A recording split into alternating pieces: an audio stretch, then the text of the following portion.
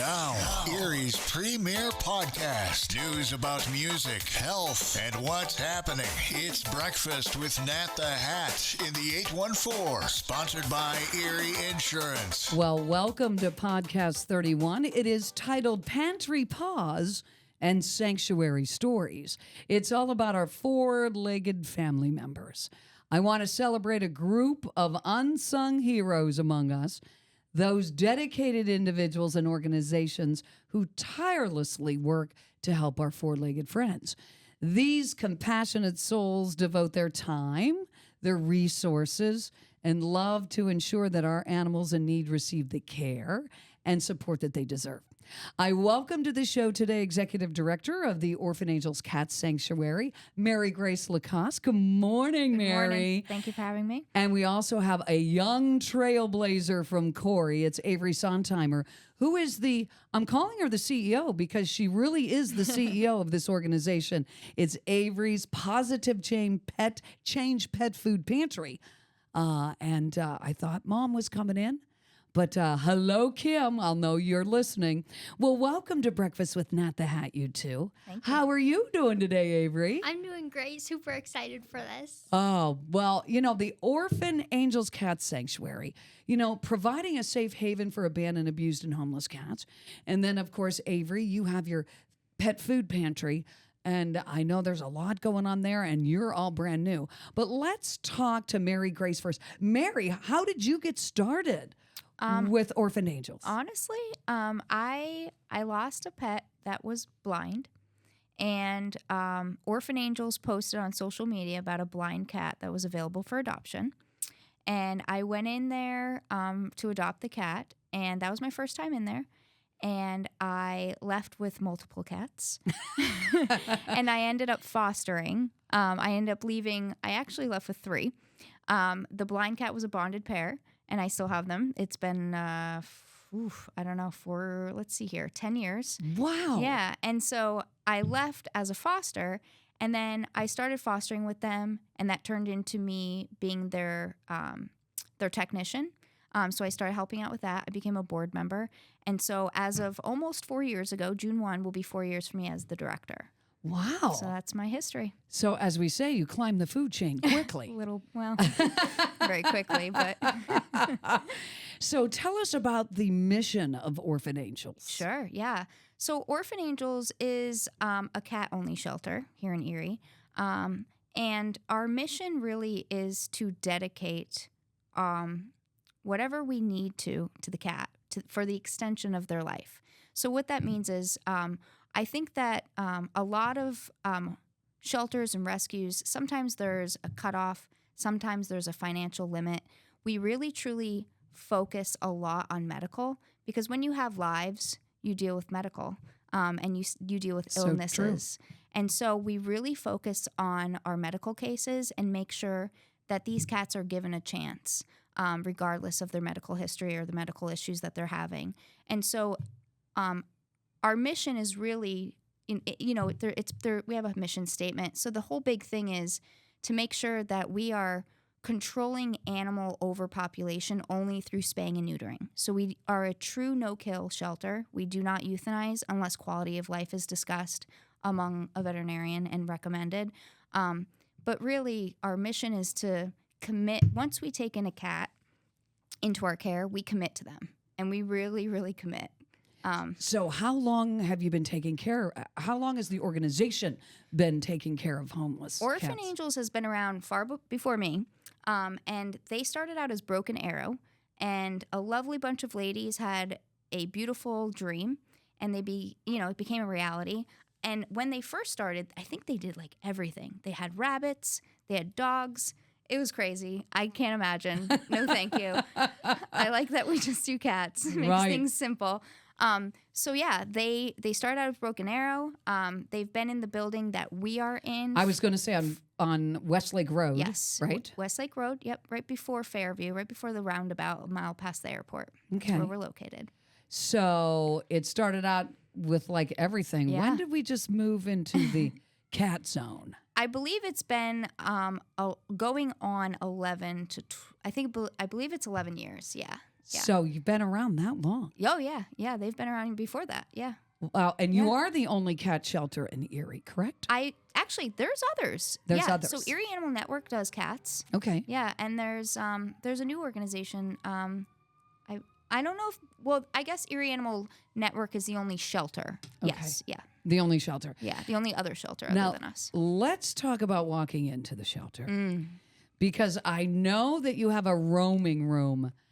Avery, have you been over there? Have you seen the roaming room? I definitely have, yes. Have you? Tell us about your induction Yeah, I'd into love to hear your experience. Yes. Yeah. Tell us about your experience. Yeah, so I actually wanted to go there for my birthday, and me and Aw. my best friend went, and it was definitely an experience. We loved how we got to just like pet all the cats and see them, and you got to interact with them and feed them treats, and it was just an amazing experiment. Yeah. Experience, especially for two animal lovers. Yeah. See? Yeah. She's been there. She's been there firsthand. There it is. Yeah. That's neat. Yeah. So it is a roaming room. Tell us about the roaming room and how many. Can I? Sure. It's not a roaming room. Oh, It's a roaming shelter. it's a room.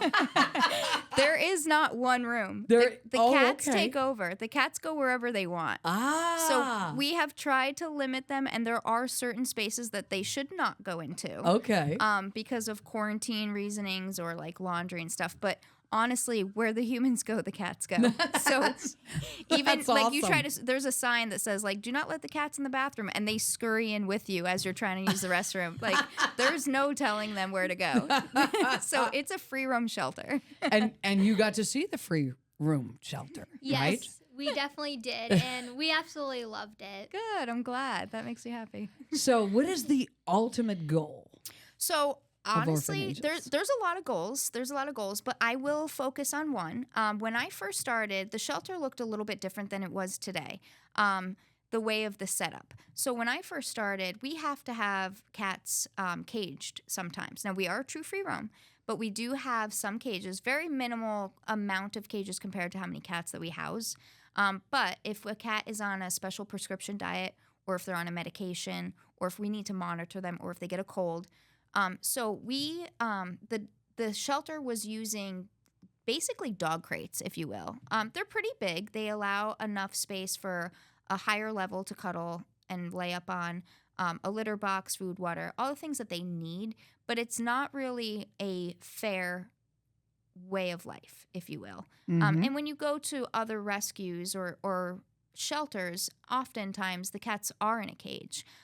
It's not something that we want to be doing, regardless of the reasoning. So my goal when I first started was I wanted to be rid of these cages. I wanted for us to have an alternative option if they needed to be monitored or on a prescription diet or on medications or have a cold.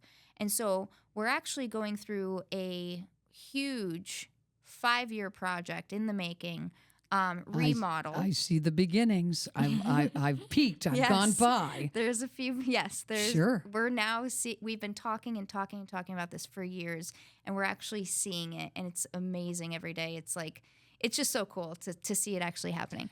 But How much bigger of a space we looking at? so the space, believe it or not, the space is not for the cats. Okay. The space is actually going to be a clinic. Our addition is a clinic. Nice for wellness. And So we're doing, yes, it's going to be a cat-only wellness clinic. We're going to be doing FELUC and FIV testing, which is a really important blood work that you want to do right on arrival. We do it as soon as we get a cat in because it's going to determine how you house that cat. If they have leukemia, it's very contagious amongst cats. So we do FELUC FIV testing. We're going to be able to vaccinate, and we're going to do spays and neuters. nice. So we're very, very excited. So that's what the addition is in the back that's happening. How big of a It's going to space be, is that? I believe it's like 853. They're about 900, let's say 900 Square feet. Yeah, 900 square feet for a clinic. But we are going to be also getting a remodel for the inside of the shelter. The building was never designed for cats. I believe it was an auto garage. There's a garage door in the back. Like, it's just not designed for cats, and they've made a point to remind us daily that it was not designed for cats. And so we're going to get a remodel, and we are be ridding of the cages that I was just talking about. And instead of cages, we're going to have little pod rooms. maybe 5 cats per room for those special cats. The rest of them will still continue to roam throughout this shelter. But we're going to utilize the space that we have so that it's a safer environment for them and they receive all the enrichment that they need, bit more windows, et cetera, stuff like that. So this is a $500,000 project. Help me understand I don't even understand how it's going to work. How it's going to work. We're really hoping that the community needs spaying and neutering. It needs it. We have a large population of cat strays. And also, the cost for veterinary care is expensive. It has really skyrocketed over the last couple of years, especially since COVID. So we're trying to make sure that this clinic is also going alongside with our mission statement, which is the only way to control, animal population is through spaying and neutering. They're already here. We're not going to do anything about that. We don't believe in that, but let's do something about, the reproduction, because they just accumulate and the numbers, it's just far too much for any one organization or even collectively all of the organizations within Erie. It's too much for us to keep up. And there's a lot of homeless cats out there. And the answer for a lot of the shelters right now, especially kitten season, is no, we can't do intakes. So the whole point of this is to help the community out, help owned, people that already have the cats in their care. Because we spay and neuter our cats when we adopt them out. So this is for the community. And we want them to be able to receive the preventative care that's very, very necessary to keep them healthy at an affordable cost. So we're hoping that the clinic will help sustain the shelter and allow us to keep going with saving lives every day. That is so groovy. I love it. Speaking of how many cats do you have there right now? We're really, really low on numbers. Oh. We're low. So we had to stop doing intakes because we have to have our remodel. And our remodel, we have to move the cats out of their living space. So we have a plan, but that's a lot of cats to stress out. And we're trying to minimize who we're stressing and how many cats we have to move, et cetera. So we had to stop doing intakes, which, we're still doing them, though. I mean, we do critical cases. We still do, if it's life or death, we will step up as long as we have the manpower. But we are doing some intakes. But right now, our cat population in the shelter is 50. Which is very low for us. It feels empty. We have housed, I believe in the past, they have housed over 200. That was probably before my time. Now, Avery, how many cats were in there when you came in? There was quite a few. Did it feel like 100? It usually feels like 100. Yeah. So tell us about the adoption program. Yeah. So there are links on our website. We're also on Facebook. We have pictures of our adoptable cats. And honestly, we have more cats in foster care than we do in our shelter. I was going to say, let's talk fostering. Let's talk adoption. Let's talk foster. Let's talk it all. Yes. Yeah. So we have more cats in foster care. We make sure that they are completely, because we're free roam, they're completely up to date on their vaccines. They're already spayed and neutered. They're ready to rumble. They're solid. They're healthy. Our vet has cleared them. So they go through foster care through their vaccination period and then their surgery period, and then they move in. So right now we do have litters, moms and litters of kittens. They're not yet ready for adoption. A lot of people want to come in and adopt little tiny babies. We do not do that. So if you're trying to come in for like a little baby, we do not adopt until they're 15 weeks old. And at 15 weeks old, we at least can say we've done our due diligence. They are fully vaccinated. They have their rabies vaccine. We did the spay and neuter. And then you can apply for them online. We have a bunch of links. There is a process. We do vet references. We check with landlords. We want to make sure that this is a good fit and these cats won't come back. We want to make sure that... So you do some background. We do some backup check. Yeah. Background checks. Yeah. Good. We want to make sure it's a good fit. And we want to make sure that, our cats are going somewhere that we feel comfortable. Because we really do pour a lot of... our fosters are very dedicated and there's an emotional attachment, but they also know that if they foster and then put them up for adoption, they know that they will come back and be able to foster again and foster again.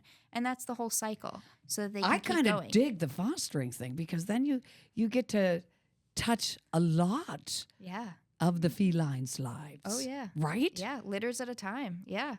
One at Wow. a time or litters at a time. Now, how about sponsorship? Sponsorship is cool. So What do you do there? there's a couple different levels of sponsorships. Okay. There's medical sponsorships. There's adoption sponsorships. So we have cats that if you want to if you want to sponsor their adoption fee, so that somebody that's interested, it's waived. A lot of people kind of pay it forward, and they'll kind of sponsor a different cat. And it's just to kind of be able to put that particular cat on the spotlight, like, hey, their adoption fee is already sponsored. And also we have medical sponsorships. So we have cats that are in long-term foster. And so it's not that they're necessarily not adoptable, but there's just such a large cat population that once you start introducing medical issues, people kind of shy away from that. So, and also the shelter is not the best environment for cases like that either. So they're in a home environment, and people are able to administer medications to them. And we do rechecks of blood works, and we do all of the medical. And so the medical sponsorships will cover their medications, their blood works, their rechecks, their vet appointments, all of that stuff. So theoretically, they are still available for adoption for a special person that is looking for a medical case. It is few and far between, but when it happens, it's truly amazing. But you have to have that right person. I was going to say, can you tell us a story about one of your many pets? Fosters. I mean, I have one with me. Do you want me to talk about her? Yes. We can talk about her. Did Avery see? I don't know. Avery, did you see what she brought? Whip her I out. did not. She's got her foster too. Look. Oh my. So this is Ariana.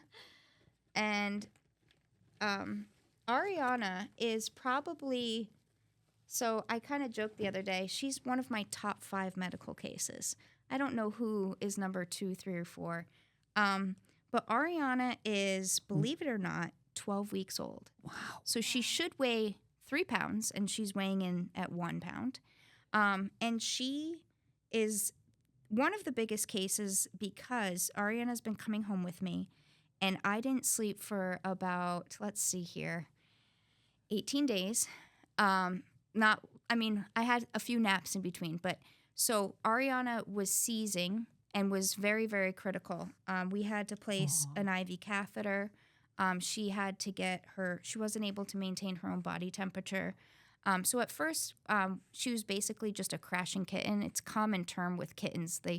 We say that they're crashing. Their body temperatures are low. They become very lethargic, or they're not really with it. They can't eat on their own. Aww. And actually, just Friday, a couple days ago, we removed her feeding tube. She had a feeding tube placed. If you looked at her, she had like a neck wrap, and the feeding tube went down into her side of her neck here.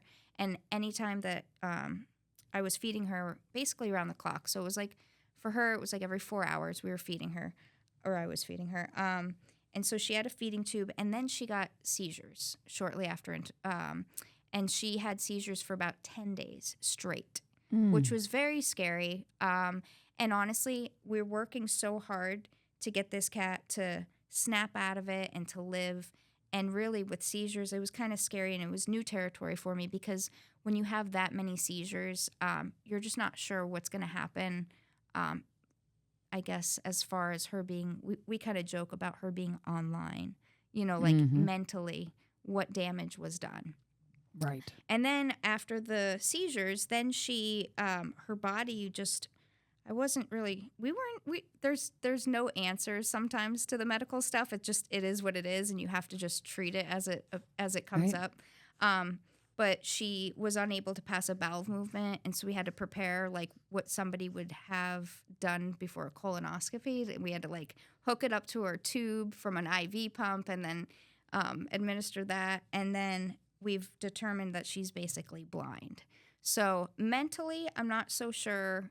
I think she's with it. Mm-hmm. She runs around. She's not very playful. She definitely has a personality. It's mostly sassy. As you can see, Oh, I could tell. she's Could you hissing. tell that, Avery? I She should put her up does to look the sassy. mic so you can hear her hissing. Oh, I heard her. I think she's just a little nervous. This is a new environment. But Where and did also you find her? So her story is really neat. It's kind of neat. We got a call about a mom and babies. Brought them in. Mom and babies came, and then a day later, a different baby came. And then a day later, a different baby came. She was the last baby. So she was out there in the world, half this size, running around, and they were still probably nursing. So she was without mama. She was definitely dehydrated. But honestly, she was put back with the family. We reunited them. And she was in foster care, and she was doing well. She was eating, she was playing, she was with her siblings.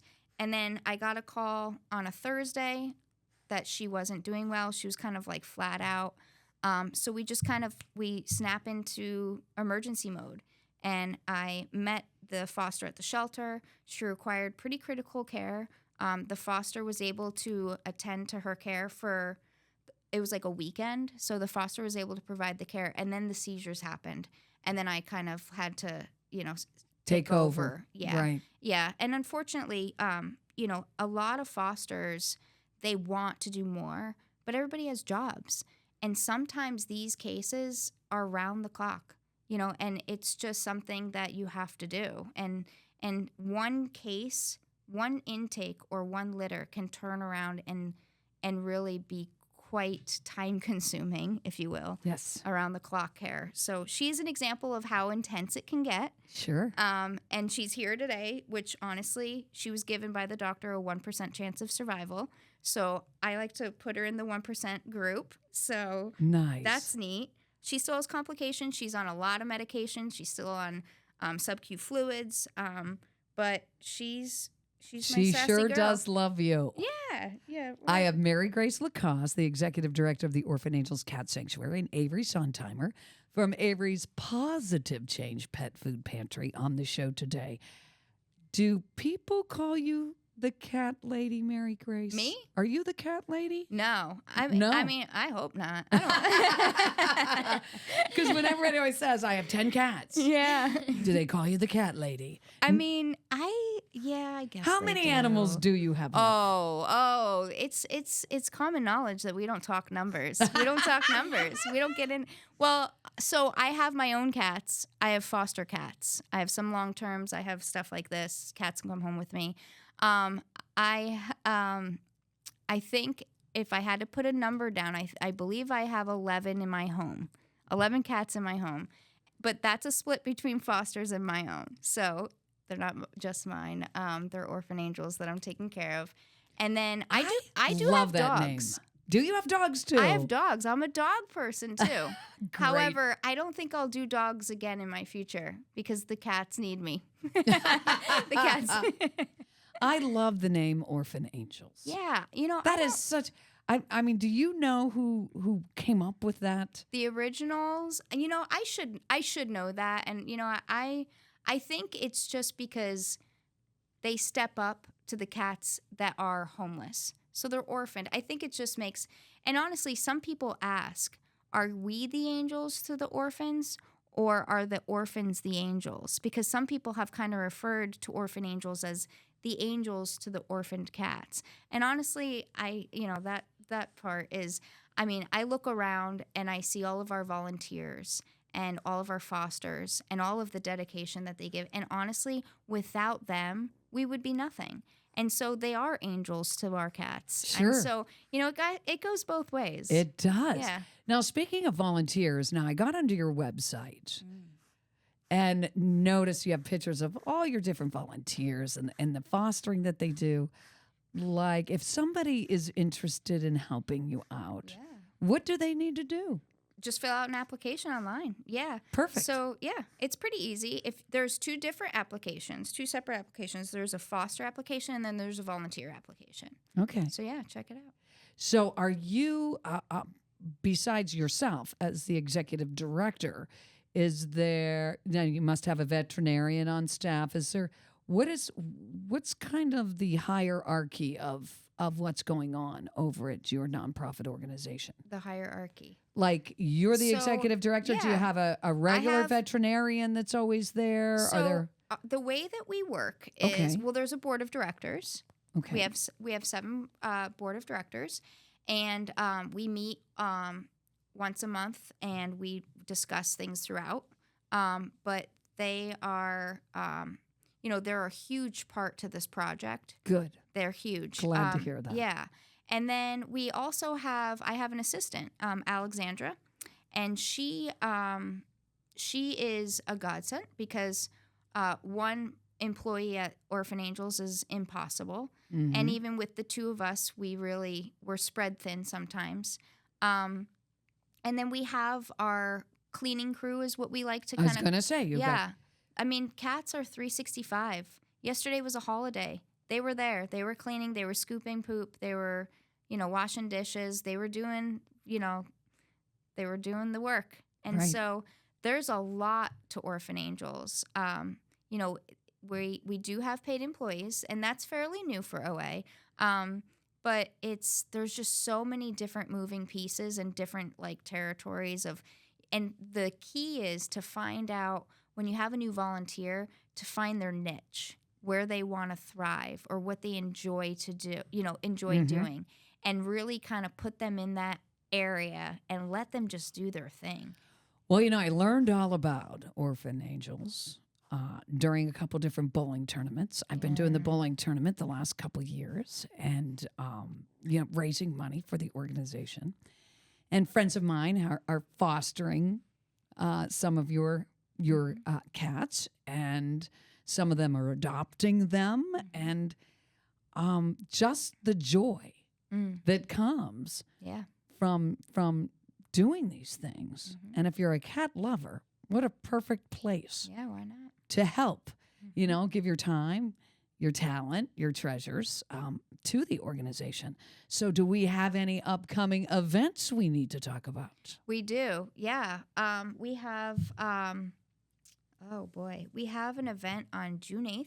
Okay. It's out in Union City, but CSI is throwing this event, and it's going to be a good time. There's going to be, it's all over our Facebook, and Okay. it was in our newsletter, and it's on our website.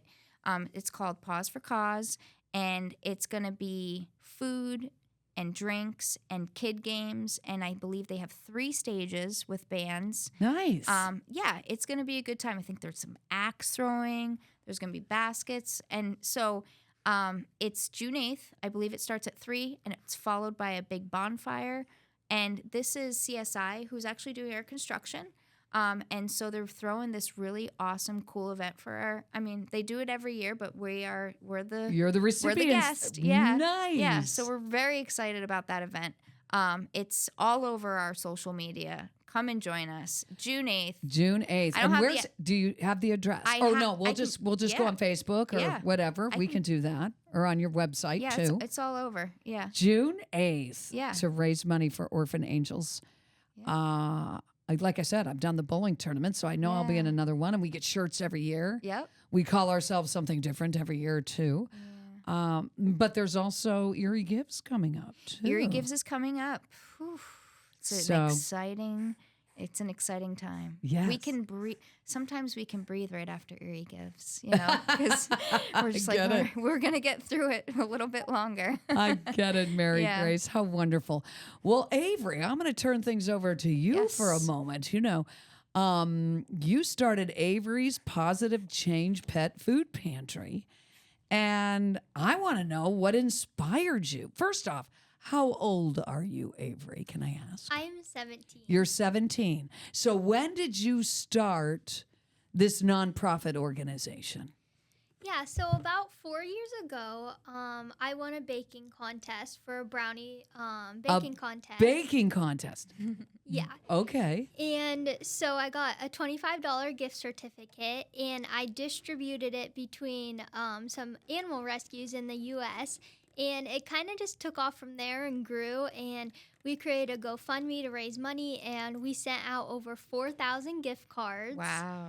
And it just, it kind of bloomed. Yes, exactly. It bloomed, and actually a few months ago in October, we received our 501c3 nonprofit status. So how did you? Yes. So That's how huge. how did you go about doing that? Do you recall? Paperwork, a lot of Yeah, a lot of paperwork.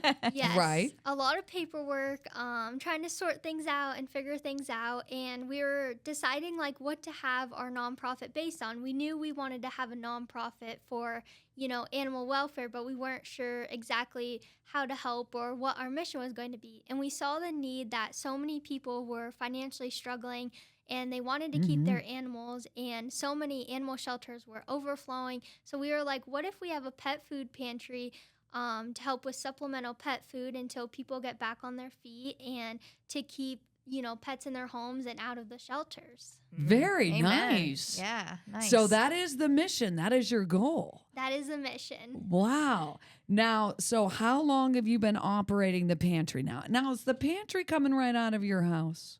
No. So, Oh. yeah, we don't have a physical location quite yet. But we do distribute. Our two partners are the Corey Salvation Army and the Corey Food Pantry. And that's something in the future.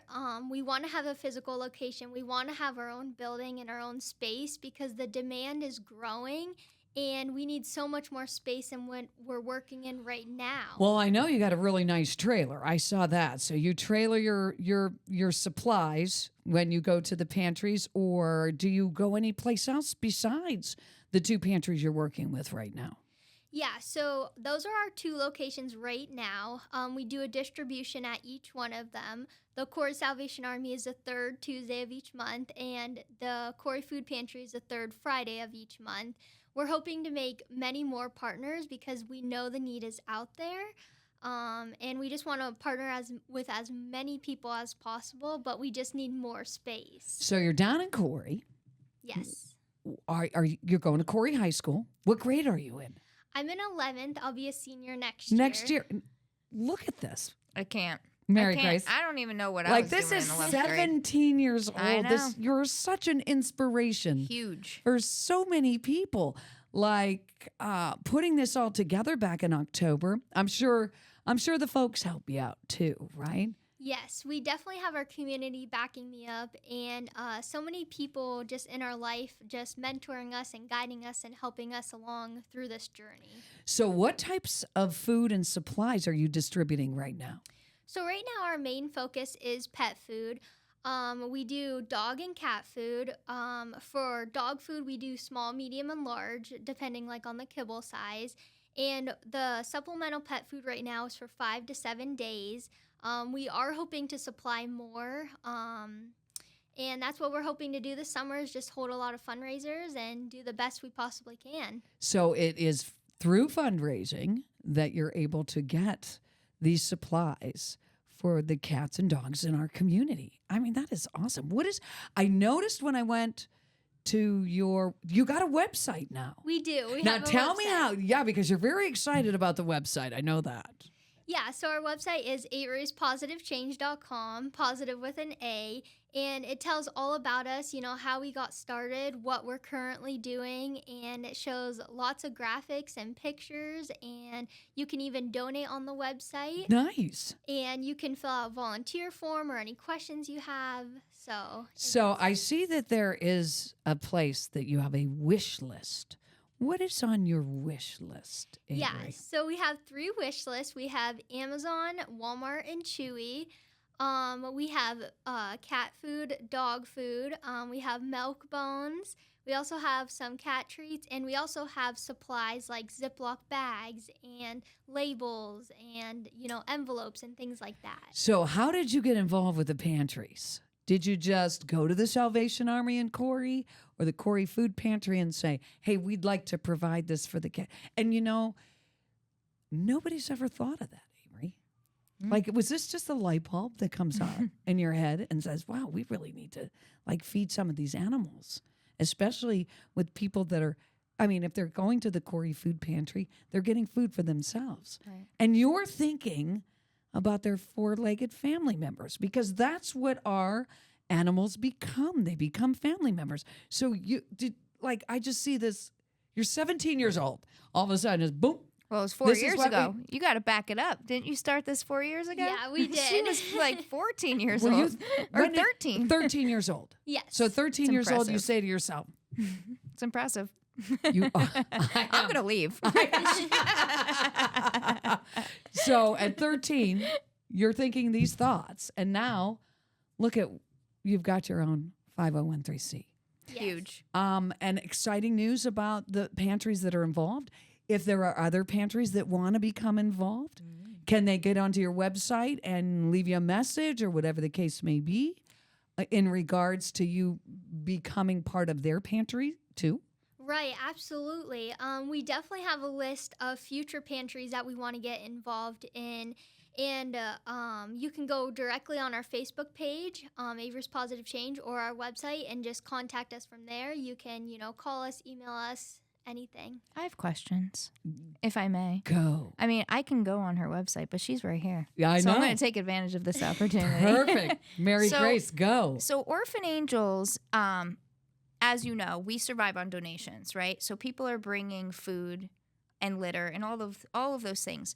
We're not picky, but there are certain things that we can't use in the shelter. Mhm. So we have, we like to give back to the community for the things that we don't need. And so I guess I have questions. So you're using their physical site, right? Correct. When you're doing your once a month, your Tuesdays and your Fridays, is yes, it? we are So- distributing there. You're distributing there, but you're receiving donations and collections, right, from other locations, and then do you bring it there? Like, Yes, so that's exactly what we do. We sort it and everything, and then we put it all in the trailer and transport it down there on distribution day. so if Orphan Angels has items, can we like help out and give back? Because we have it's very minimal, I'm sure, compared to the volume that you're doing, but we do receive donations that we don't use, and we do receive donations that we can't use. It's not that we don't want to, but we have to turn around, and what we do is we have a little bin outside for the community, and people who follow us and know about us, they know that they can go to that bin and get some necessary supplies. Some people are feeding their own animals, because the funds are just not there right now, or sometimes people are helping the community cats with outside strays and stuff. And so if we have items that we're not in use of, can we partner up and send them over to you?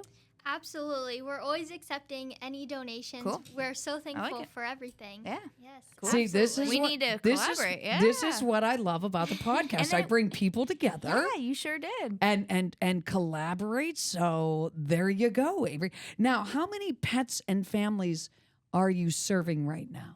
So right now we are serving over 400 pets each Wow. month. Wow. 400. And the number is definitely growing. I'm sure.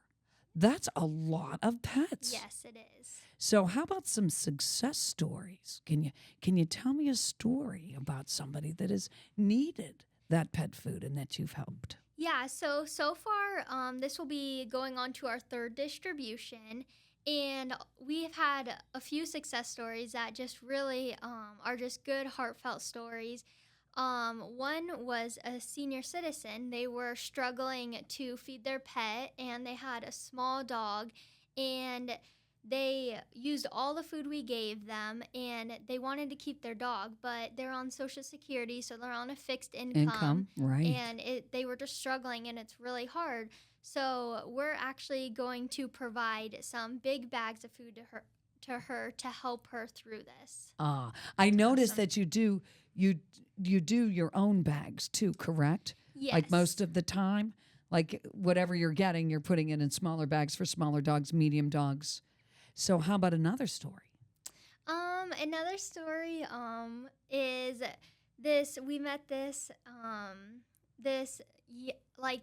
such a nice guy named Jeff, and he actually has cancer, so it resonated a lot with home and everything like that. It hit hard, and he was struggling too, and they have some dogs and etc.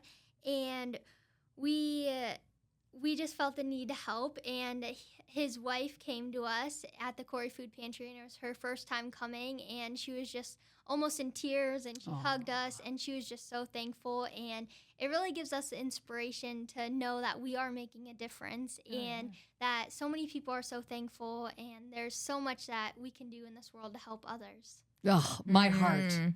My tummy just dropped. Yes. And speaking of cancer, I know that you've been battling cancer too, Avery. Can you tell us more? Yeah, so I've been battling cancer for 4 years now. I was actually diagnosed in 2020. A few months after starting Avery's Positive Change, I was diagnosed with Ewing sarcoma, and it's definitely been a journey from there. My community has supported us so much, holding fundraisers and everything else, and it's definitely been a journey, but this has given me like inspiration to keep going and think positive, and it gives me something to look forward to despite, the hard days and the treatments. And Speaking of treatments, do you get your treatments here or do you go down to Pittsburgh or where are you being treated right now? yeah, so in the beginning I did have to go down to Pittsburgh, but luckily eventually I now can get my treatments in Corey for now, which is great because it's At right Corey in home. Memorial? Yes. Nice. Glad to hear that. Yes, so we're definitely thankful for that. No long drives or anything anymore. And I actually just got scans a few days ago, And and they were pretty stable. Good, And good. so now I don't have to do inpatient chemo, which is great, and I just get to have the summer off, which is amazing. the summer Get the off summer off. too. It's just such an inspiration to hear your personal story along with taking care of other people's animals that can't take care of them themselves. So Avery, I am telling you, I hope there are some young kids out there listening to this show to know, look at even through all the things that you're going through, you're still taking care of the pets too, right? Yes, we hope to inspire also future generations, to care and love for animals. And Speaking of, how many animals do you have? we have 6 cats. Oh, you're all on the same page I now. don't know. She might have more than me legally. So you have 6 cats. Any dogs? Not any dogs right now, but we love dogs too. Ah. So you shared your story with us. So ever since you really started Avery's Positive Change Pet Food Pantry, you've been also battling cancer too. Yes, I have.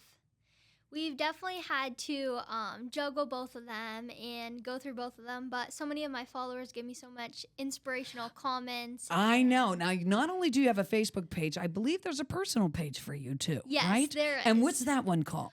It's called Avery Strong. So a few of our family friends started it when I was first diagnosed to kind of give medical updates because, everybody in our whole community wanted to know how I was doing. Right. And yeah. Avery Strong.